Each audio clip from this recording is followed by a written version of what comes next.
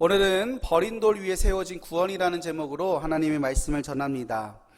우리 인생에는 종종 사람들이 보기에 쓸모없어 보이고 또한 인정받지 못하면서 버려져 있는 그러한 순간들이 있습니다.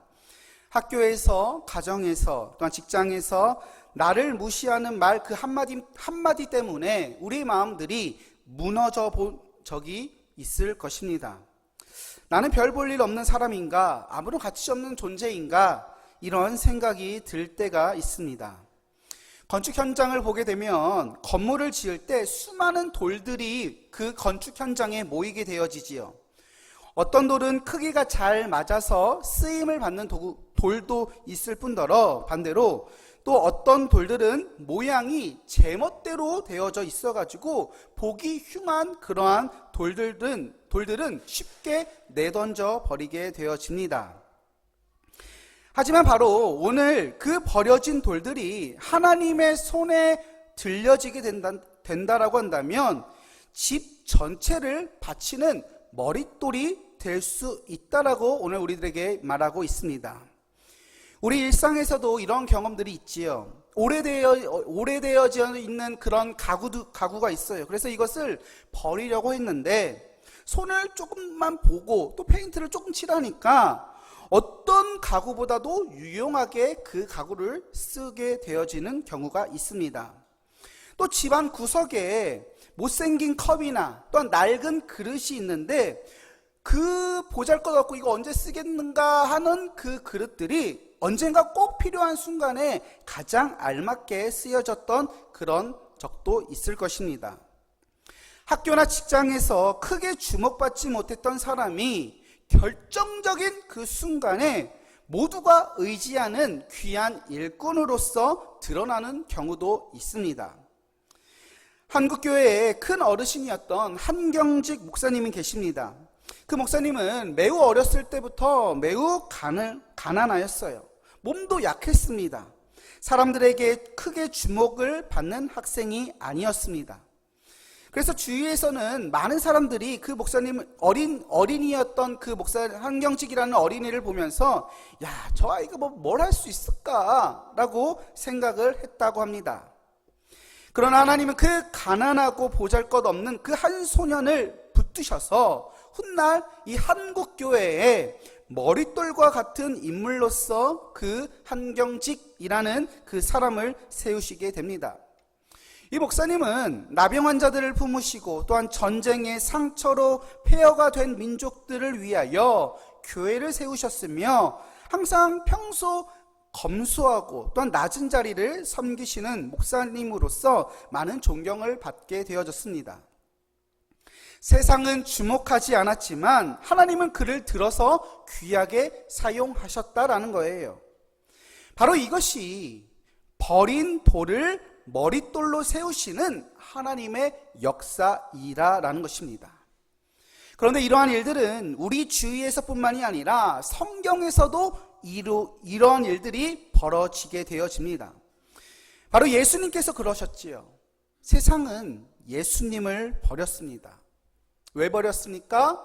가난하다라는 이유로, 힘이 없다라는 이유로, 또한 불편한 진리를 말씀하신다라는 이유로 결국 십자가에 못 박으셨다라는 거예요. 그러나 하나님은 그 버려진 돌을 들어 올려서 그 예수 그리스도를 구원의 머릿돌로 삼으시게 된 것입니다. 그리고 이 복음의 진리는 오늘 우리의 삶에서도 그대로 적용이 되는 거예요. 세상은 우리를 평가하고 버릴지라도 하나님은 우리를 주목하시고 또 우리 인생을 통해 새로운 구원의 역사를 하나님은 세워가고 계시다라는 것입니다. 사랑하는 성도 여러분, 오늘 본문은 우리들에게 이렇게 이야기합니다. 너희 건축자들이 버린 그 돌이 머릿돌이 되었느니라. 세상이 버린 예수님, 그러나 하나님이 세우신 그분 안에서만 우리의 구원이 있을 수 있다라는 거예요. 오늘 이 말씀을 함께 나누면서 나는 어떤 돌 위에 내 인생을 세울 것인가? 나는 정말 그 머릿돌 대신 그 예수님 위에 서 있는가를 함께 고민해 보는 시간이 되기를 바랍니다. 첫 번째로 세상이 버린 예수님입니다. 사도행전 4장의 배경을 보게 되어지면, 오늘 본문을 읽은 이 4장의 배경을 보게 되어지면 오순절 성령 강림 이후 교회가 급성장하게 되어집니다. 베드로와 요한은 성전 미문에서 날 때부터 걷지 못한 사람을 예수 그리스도의 이름으로 일으켜 세우게 되어집니다. 우리 사도행전 3장의 말씀을 읽어보겠습니다. 3장 6절 시작. 음과 금은 내게 없거니와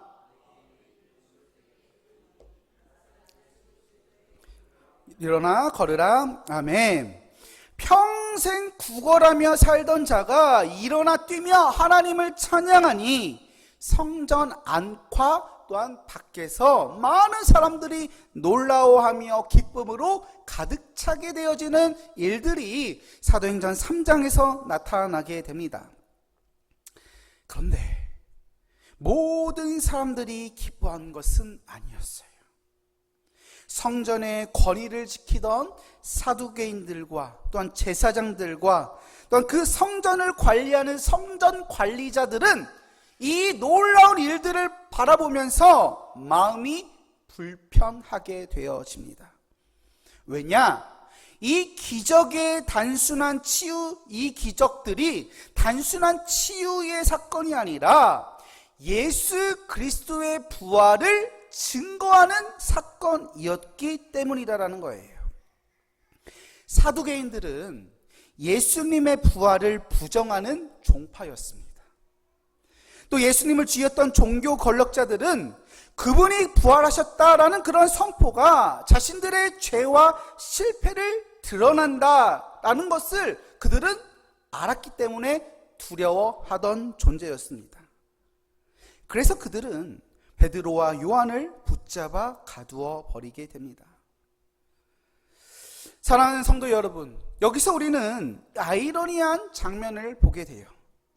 40년 동안 걷지 못하던 사람이 일어나서 걸어가게 되어졌는데, 이 놀라운 기적보다 누구의 이름으로 그가 일어났는가라는 사실에 이들이 주목하고 문제를 삼았다라는 거예요. 그리고 결국 그 이름은 버려진 이름, 세상이 거절한 이름, 바로 예수 그리스도의 이름으로 그가 일어섰다라는 것입니다. 예수님은 세상에서 인정받을 수 있는 조건을 갖추지 못하셨어요. 그는 나사렛이라는 조그마한 동네에서 태어나시며 또한 그곳에서 어린 시절을 살게 되십니다. 사람들은 이렇게 이야기를 합니다. 나사렛에서 무슨 선한 것이 날 수 있겠느냐? 라고 무시했습니다. 그는 권력자들의 집안에서 태어나지 않았어요. 마국간, 아주 낮고 낮은 곳에서 주님은 태어나시게 되어집니다. 또 그는 가난한 목수의 아들로서 자라나시며 세상적 학문이나 세상적 권력을 그는 소유하고 있지 않았습니다. 그리고 예수님의 사역도 세상의 방식과는 달랐어요. 권세자들, 또 힘 있는 자들과 어울리는 기보다는 세리와 죄인, 병자와 나환자, 그리고 아이들과 여인들을 품으시면서 사회적 약자들과 어떻게 하면 그들과 함께 할까, 또 그들과 많은 시간들을 늘 주님은 보내시게 됩니다.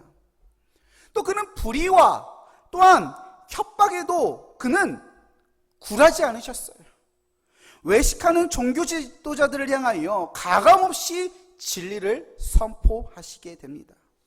그래서 사람들은 그 예수님이 불편했습니다. 결국 그들은 예수님을 버린 것이지요. 빌라도는 예수님 앞에서 나는 그에게서 아무 죄도 찾을 수 없다 라는 말을 선포하였습니다. 그런데 그 말에도 불구하고 사람들은 저 자를 십자가에 못 박으라 라고 외치게 되어집니다. 바라바라는 강도는 풀려나게 되어졌지만 죄 없으신 예수님은 사람들이 버린 것입니다. 제자들마저 그 밤에 모두 다 예수님을 떠나 도망치게 됩니다. 사랑하는 성도 여러분, 이것이 세상이 예수님을 대하는 태도이자 모습이었어요. 모두 다 예수님을 조롱하고 예수님을 따르던 제자들까지도 모두 다 떠나버렸던 것, 바로 이 모습들이 세상이 예수님을 대하는 태도였다라는 거예요. 사람들이 보기에 예수님은 버려진 돌, 쓸모없는 돌, 거추장한 돌이었다라는 것입니다. 건축자가 필요 없어서 발로 툭툭 치는 그러한 버린 돌과 같은 존재가 바로 예수 그리스도셨다라는 것입니다. 그런데 사실 오늘날 세상은 여전히 예수님을 버리고 있습니다. 세상은 예수님의 십자가보다 돈과 성공을 더 머릿돌로 삼고 더 귀하게 여기고 있다라는 거예요.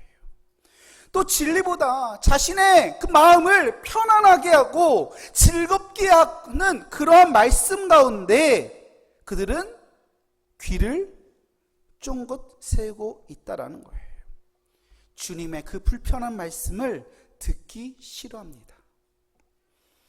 우리도 마찬가지이지요. 입술로는 예수님을 믿는다라고 고백하면서도 실제 삶의 선택에서는 예수님을 버린 돌처럼 취급하는 그러한 때가 우리들 안에 있지 않습니까? 결정적인 그런 순간에 내 경험과 내 감정이 예수님보다 앞서 있었을 때가 있다라는 거예요. 예수님의 말씀보다 세상의 조언을 더 신뢰하고 눈앞의 이익을 위하여 주님을 잠시 미루어 둘 때가 있었다라는 것입니다. 하지만 성도 여러분, 우리가 믿는 신앙은 세상이 버린 예수님 위에 세워져 있는 것입니다. 세상은 버렸지만 하나님이 택하신 돌, 바로 예수 그리스도가 우리의 구원이시며 우리의 소망의 기초가 되시는 줄 믿습니다. 두 번째는 하나님이 세우신 예수님이라는 거예요. 그런데 여기서 중요한 것은 사람이 버렸다라고 해서 사람들이 이렇게 예수님을 무시하고 예수님을 버린 것 같은 그런 머릿돌로서 버려진 그런 머릿돌로서 여긴다 한다 할지라도 하나님께서는 그 돌을 버리시지 아니하십니다. 오히려 사람들에게 무가치하게 여겨지고 십자가에 내어지신 그 예수님을 하나님은 다시 일으켜 세우시고 영광의 자리로 그 예수님을 세우시게 되어집니다. 베드로는 이렇게 선포합니다. 사도행전 4장 11절에 이렇게 이야기합니다. 우리 함께 읽어볼까요? 시작.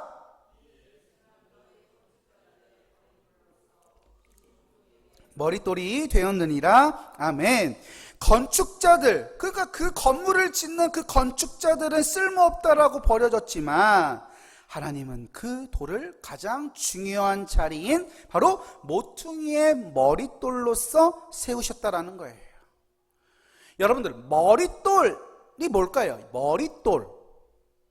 어떤 큰 건물 같은 데 보면은 앞에 이제 입구 쪽에 들어가는데 옆에 보면 바닥에 이렇게 그 돌이 하나 세워져 있어요. 그러면서 거기에 머릿돌이라고 적혀져 있고 막 이 건물은 언제 완공이 되어졌고 이건 누가 지어졌고 하면서 그런 내용들이 나와져 있어서 머릿돌이라고 딱 세워져 있는 그런 돌판이 있는 것을 보신 적이 있을 것입니다.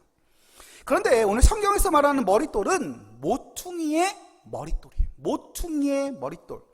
다시 말해서 건축을 할 때 가장 먼저 바닥에 놓여지는 모서리에 있는 머릿돌을 말하는 거예요. 건물을 지을 때 가장 첫 번째로 놓는 그 돌멩이라는 거예요. 이 머릿돌이 얼마나 중요하냐? 이 돌이 건물의 방향을 결정하고요, 전체적인 그 무게를 지탱하는 매우 중요한 돌입니다. 그것 하나가 잘못 놓여지게 되면 아무리 화려한 건물이 세워진다 한다 할지라도 결국은 무너지게 되는 거예요. 하나님께서는 세상이 무가치하게 내던진 바로 그 돌, 예수 그리스도를 구원의 기초로서 하나님께서 삼으시고 그 위에 세우셨다라는 거예요. 사람들이 보기에는 십자가가 수치와 패배였습니다.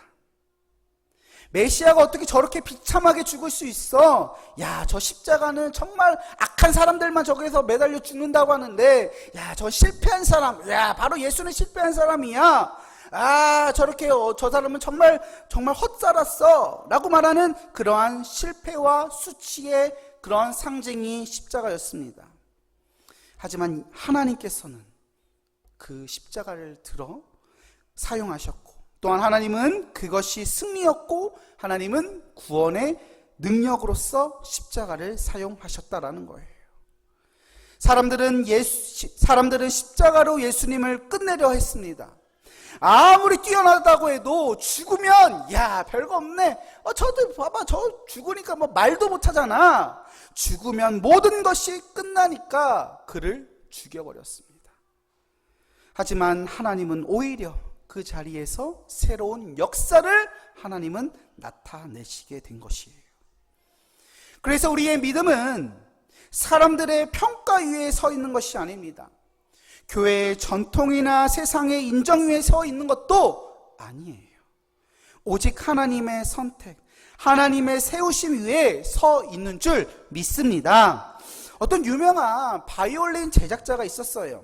그는 악기를 만들기 위하여 좋은 나무들을 찾으러 이곳저곳을 가게 되어집니다. 그런데 사람들이 쓰레기처럼 버린 옹이가 많이 있고 또 휘어진 나무를 그가 발견하고 그것을 주워 오게 됩니다.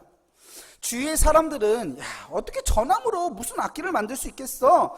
그냥 불 이렇게 태울 때 불쏘시개로 그냥 쓰면 딱 맞겠다라고 하면서 그 악기 만드는 사람을 비웃게 되어집니다. 그런데 그 장인의 그 손에 들려진 그 나무는 놀라운 변화를 겪게 되어집니다. 정성스러운 손길로 다듬어지고 수많은 공정을 거쳐서 마침내 아름다운 그러한 울림이 있는 명품 바이올린으로 그가 만들게 되어집니다. 사람들에게는 쓸모없는 나무였지만 장인의 손에 붙들림 발을 당하니까 가장 귀한 악기로서 사용이 되어지게 됐다라는 거예요. 예수님도 마찬가지입니다. 세상은 그분을 버렸어요. 그러나 하나님의 손에 붙들리게 되어지니 인류 구원의 머릿돌로서 예수님이 사용되어지셨다라는 것입니다. 그리고 그 모퉁이 돌 대신 예수님 위에 뭐가 세워지느냐? 바로 교회가 세워지게 된 줄 믿습니다. 그래서 그 교회를 통하여 우리의 구원이 또한 세워질 수 있게 되어진 것이에요. 성도 여러분, 여기서 우리가 붙잡아야 할 소망이 있습니다. 하나님은 사람들에게 버려진 돌을 들어 머릿돌로 삼으시는 분이라는 사실이에요. 혹시 여러분들의 삶에도 이러한 순간들이 있지 않습니까? 직장에서 사람들에게 무시당하며 내가 별 볼 일 없는 사람처럼 보여지는 것처럼 우리가 느껴질 때, 가정에서 내 수고가 알아주지 못한 것 같아 마음이 지칠 때, 기도할 때가 우리 안에 있어요. 그러나 우리는 낙심할 필요가 없습니다. 하나님께서 세우시면 그 누구도 무너뜨릴 수 없기 때문이라는 거예요. 세상의 평가와 또한 비교는 우리들에게 잠시이지만 하나님의 세우심은 영원한 줄 믿습니다. 십자가에서 버림받으신 그 예수님을 다시 세우신 그 하나님은 오늘날 우리의 삶도, 우리의 가정도, 우리의 무너진 마음도 반드시 다시 새롭게 붙드시고 세우실 줄 믿습니다. 사람들에게 버려졌다 한다 할지라도 하나님의 손에 들려지게 된다면 가장 귀하게 쓰임받을 것을 믿는 저와 여러분들 되시기를 축복드립니다. 세 번째로, 그 예수 안에서 얻는 구원이에요. 그렇다면 세상이 버린 그 예수님, 그러나 하나님이 친히 세우신 그 예수님 안에 우리가 얻는 것은 무엇입니까? 세상이 버려졌지만 하나님께서 그를 들어 사용을 하셨는데 그 안에서 우리가 얻는 것은 무엇입니까? 바로 구원이라는 거예요. 구원. 이것이 복음의 절정이고 우리의 소망이 되는 것입니다. 성경을 우리들에게 이야기를 해요. 4장 12절을 함께 읽어보도록 하겠습니다. 시작! 사람 중에 구원을 받을 만한 다른 이름을 우리에게 주신 일이 없음이라 하였더라. 아멘. 다른 이로서는 구원을 받을 수 없고 예수 그리스도 말고 다른 이름으로서 내가 너희들 구원받을 수 있다라고 한 적이 한 번도 없다. 하나님은 말씀하십니다. 우리의 구원은 오직 예수 그리스도 안에 있는 줄 믿습니다. 세상이 버린 그 이름 안에서, 하나님이 세우신 그 이름 안에서만 우리가 영원한 생명을 얻을 수 있다라는 거예요. 그런데 그 구원에 몇 가지 특징이 있습니다. 첫 번째는 우리가 예수님을 믿어 구원을 받는 것은 결코 우리의 자격 때문이 아니에요. 우리가 착해서가 아니라 우리가 다른 사람보다 조금 나아서가 아닙니다. 오직 하나님의 전적인 은혜 때문이라는 거예요. 하나님의 은혜. 구원의 첫 번째 특징, 하나님의 은혜. 에베소서 2장 8절 9절은 우리들에게 이렇게 이야기합니다. 너희는 그 은혜에 의하여 믿음으로 말미암아 구원을 받았으니 이것은 너희에게서 난 것이 아니요 하나님의 선물이라. 행위에서 난 것이 아니니 이는 누구든지 자랑하지 못하게 함이라. 여러분, 구원은 우리의 노력으로 쌓아 올린 탑이 아닙니다. 하나님이 우리에게 거저 주신 선물이라는 거예요. 우리는 이 사실을 기억할 때 우리는 교만할 수가 없습니다. 동시에 절망할 수도 없어요. 왜냐? 하나님께서 이미 그리스도 안에서 우리를 붙드셨기 때문이라는 거예요. 두 번째는, 구원의 특징 두 번째는, 구원은 현재와 미래의 소망을 주는 것이에요. 현재와 미래의 소망을 주는 것이다. 구원은 단지 죽은 뒤에 천국에 가는 보장이 아닙니다. 구원은 지금 여기서부터 우리의 삶을 새롭게 하는 것이 바로 구원이라는 거예요. 구원? 그거는 죽은 다음에 내가 누릴 수 있는 것, 지금이랑은 상관없는 것, 이것이 아니라는 거예요. 지금 우리의 삶에서도 새롭게 그 구원을, 기쁨을 누린다라는 거예요. 어떤 구원의 기쁨이 있습니까? 죄의 권세에서 해방되어지는 자유함이 우리 안에 가득하는 거예요. 두 번째, 죄책감에서 벗어나는 평안, 샬롬이 우리 안에 가득히 넘쳐나는 거예요. 예수님이 나 때문에 죽었어. 죽었어. 나는 이거밖에 할 수 없어. 이 죄책감에서 벗어나는 샬롬의 그 평안의 은혜가 우리 안에 가득하다라는 거예요. 또 하나님과 화목하게 되어지는 기쁨이 우리 안에 있는 거예요. 찬양을 부르면서 하나님 찬양합니다. 하나님 나와 함께 해주시는 그 주님을 기뻐합니다. 화목해 하는 거예요. 또 새로운 삶의 목적과 방향을 얻게 되어지는 그 소망이 우리 안에 있게 되어진다라는 거예요. 이 모든 것들이 예수님 안에서 주어지는 구원의 열매로서 우리 안에 현재 지금 우리의 삶 속에서 나타난다라는 것입니다. 여러분, 어떤 분들은 이렇게 이야기합니다. 나는 교회 다니는데 여전히 불안하고 여전히 나는 너무 힘들어. 나 교회를 다니는데도 왜 이러지? 이렇게 생각하시는 분들이 있어요. 또 이렇게 말하시는 분들이 있습니다.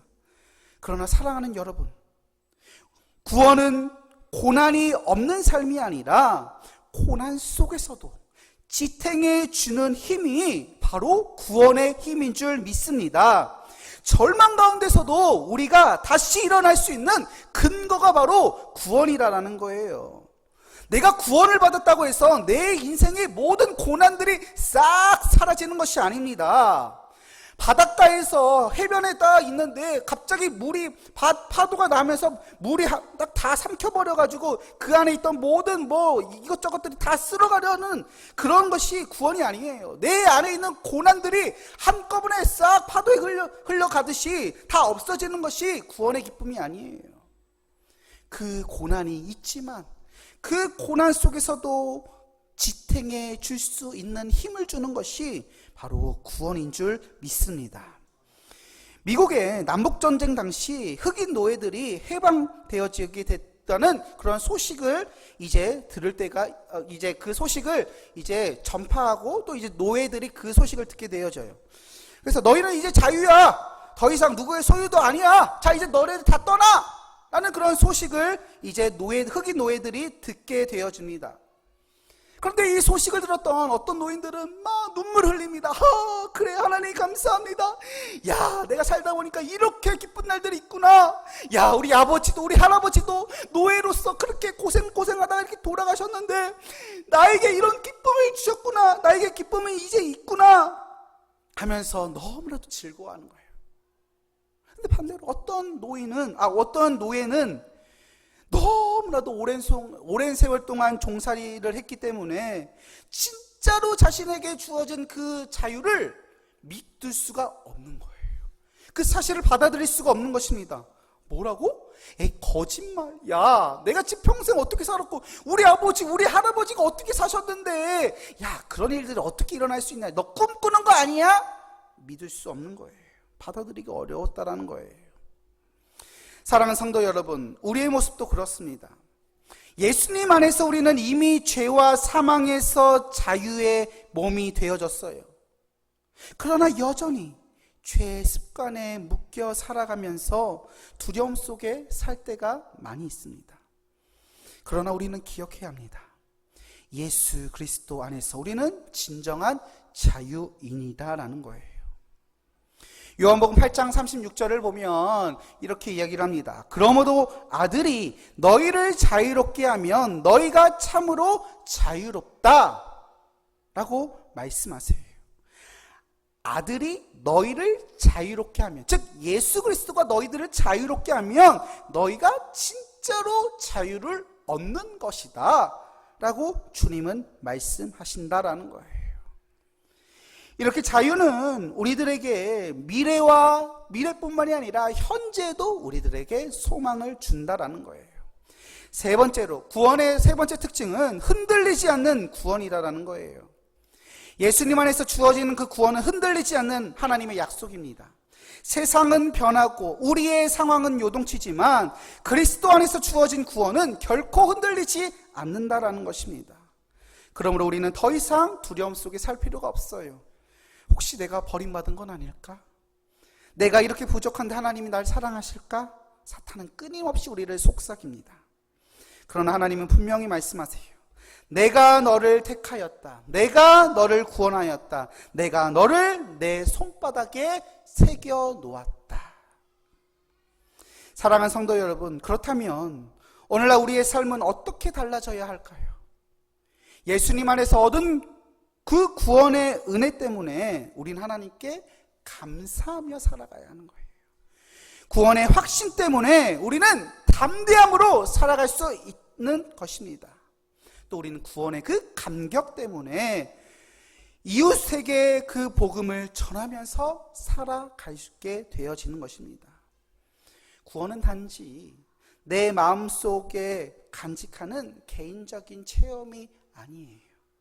구원은 세상 속에서 드러나는 빛이며 또 흘러가는 강물과도 같은 것입니다. 오늘 우리의 가정과 직장과 교회에서 예수님 안에 그 구원의 빛이 드러나기를 축복드립니다. 세상이 버린 예수 그리스도, 그러나 하나님이 세우신 그 예수 그리스도, 그 안에서 우리는 영원한 구원과 새로운 삶을 우리는 얻게 되어지는 것입니다. 사랑하는 성도 여러분, 말씀을 마무리합니다. 오늘 말씀 우리들에게 분명히 가르쳐주고 있습니다. 세상은 예수님을 버렸다. 십자가는 가장 큰 실패처럼 보여졌고 사람들은 그를 향하여 이제는 끝이라 라고 여겨졌습니다. 그러나 하나님은 그 버려진 예수님을 다시 세우셨고 그분을 모퉁이의 머릿돌로서 세우시며 그 위에 우리를 세우신 줄 믿습니다. 그러므로 오늘 우리의 구원은 사람의 손이나 사람의 지혜로 세워진 것이 아니에요. 오직 하나님이 세우신 예수 그리스도 위에 세워졌다라는 거예요. 그래서 우리가 이 사실을 믿는다라고 한다면 우리의 삶은 흔들리지 않는 것입니다. 세상은 여전히 우리를 무시하고 외면할 수 있어요. 너희 믿음이 무슨 힘이냐 조롱할 수도 있습니다. 그러나 하나님이 세우신 것을 사람은 결코 무너뜨릴 수 없다라는 거예요. 우리의 구원은 흔들리지 않습니다. 우리의 소망은 무너지지 않습니다. 우리의 인생도 예수님 위에 세워질 때 결코 헛되지 않게 되는 인생인 줄 믿습니다. 하나님이 그 세우신 그 예수님 위에 우리의 삶이 굳건하게 세워지어졌을 때 하나님께서 주시는 은혜와 축복을 누리며 우리는 살아갈 수 있는 것입니다. 사랑하는 성도 여러분, 여러분들의 인생의 기초가 어디에 놓여져 있습니까? 혹시 여전히 세상적인 성공과 돈과 사람들의 인정 위에 세워져 있지는 않습니까? 그것들은 언젠가는 무너져요. 하지만 예수 그리스도 위에 세워진 삶은 영원히 흔들리지 않게 되는 것입니다. 12절의 말씀처럼 다른 이로서는 구원을 받을 수 없나니, 이 말씀을 굳게 붙잡고 오늘도 예수님 안에서 구원의 확신과 또한 구원의 감사와 담대함으로 살아가는 저와 여러분들 되시기를 축복드립니다.